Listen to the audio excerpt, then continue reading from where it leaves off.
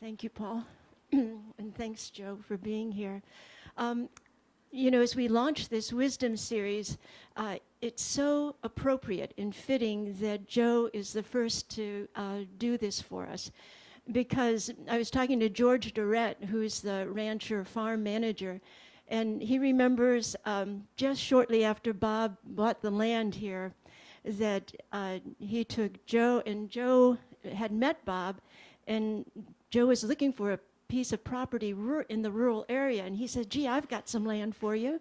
And so one January in a snowstorm, George Durrett had a truckload of lumber and Joe Pearce and dropped them off at the end of Rainbow Ridge so that Joe could build a house. And so that, you were the first one here, Joe, on this new land area. Also, over the years, Joe was a mentor to Bob Monroe.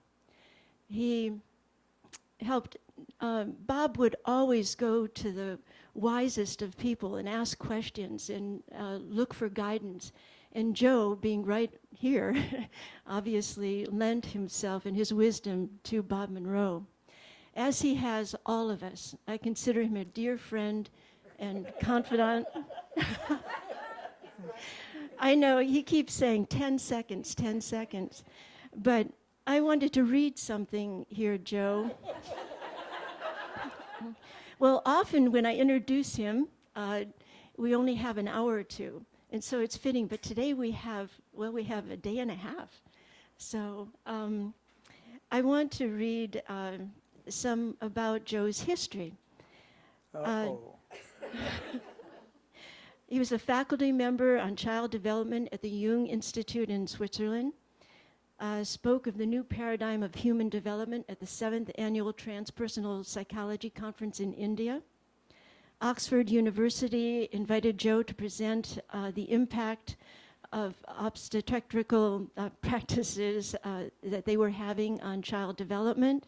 The Canadian government sponsored a workshop with Native Americans on the prevention of violence and substance abuse. Sony Corporation sponsored a 17-day lecture series on the future of education in Japan. He addressed Hawaii's Crime Prevention Commission and that on the current causes of crime and violence. The state of Louisiana sponsored an address on the crisis facing the American family. 3 different departments at Harvard and the University of California invited Joe to address 2 special legislative planning sessions on the challenges facing children and families. And Columbia University asked him to give a special address on education in the 21st century. So I can go on and on, but I see that he's getting impatient.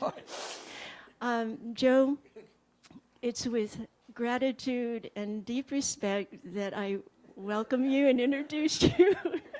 Isn't she sweet? I love you. Thank you, I love you too. Well, yeah. Why hash over one's past? Doesn't do a nickel's worth of good. I still make all the same errors I ever did. The reason for this might become apparent as we go along. I want to start off with a comment by David Elkind the other day. He's one of our really great developmentalists. And he was giving a public address, and he said, "We have learned more about the development of the human mind from conception on than any society or culture has ever known before about the development of our children." And he followed that up by saying, "And point for point in all of this new research and discovery we've made, point for point, we in the United States do the exact opposite in every case." So research comes up and says, here's something incredible about the human mind right from the beginning. We read it and do the opposite. This is kind of strange, but that's the way it goes. I'm going to be talking about development, but indirectly I want to get into it from a different angle today than I've ever tried before. So be with me, because I'm liable to get myself out wild blue yonder and not be able to get back. But I want to talk about research that took place over a number of years ago, started checking out the magnetic fields that the Earth produces. Here's an artist's conception of them. It doesn't make any difference whether it's upside down or not. The geographic South Pole and geographic North Pole and so on and so forth, and these great magnetic fields that come out from each of the poles. They surround the Earth, and then they go on out until finally they're merging with, and this is the actual case, with the magnetic fields of the sun and so on and so forth. Well, there were two scientists, and they set up two sensing stations about 1,000 miles apart to record on a 24-hour day basis, record the activity of the Earth's electromagnetic fields that it's producing and coming out through each of the poles. Got it, what they wanted to do? And then, periodically, they brought their two recordings together and compared them. It's rather like getting an electrocardiogram. Do you ever have one made? And they put all these different things all over your body. And they find that they all say pretty much the same thing, don't they? Your body is one responsive unit. Well, the same thing with the Earth. They found in comparing these two records made 1,000 miles apart that they were recording the same thing. So it seemed pretty safe to go by what was happening.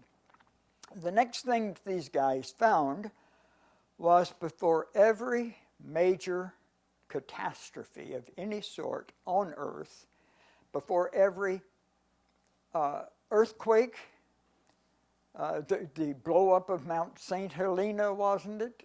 Back a number of years, what? St. Helen, yeah, a number of years ago.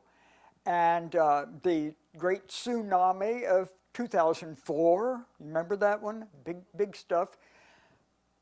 Before each of those experiences and during them, these electromagnetic fields the Earth was producing changed profoundly in a very clearly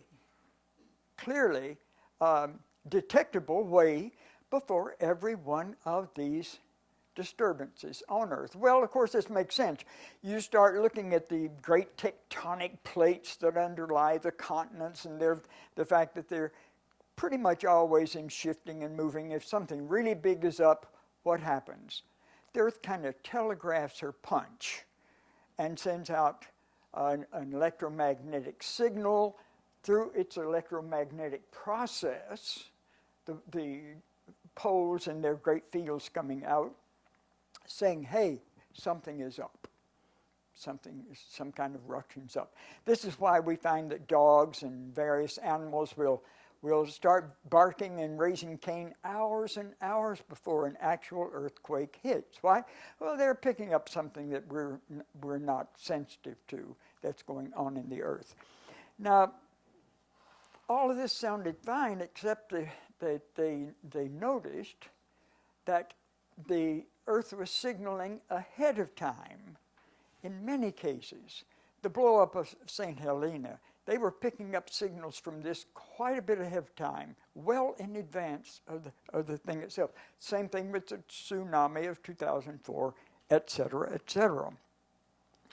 All of this could be expected on a physical level, but the one thing no one could have prepared them for, and that sent them into a real tizzy, was the identical same ructions in the electromagnetic fields that surround the Earth were made in advance of 9/11. And they checked this every way come Sunday. Nope, same pattern exactly of warning before 9/11.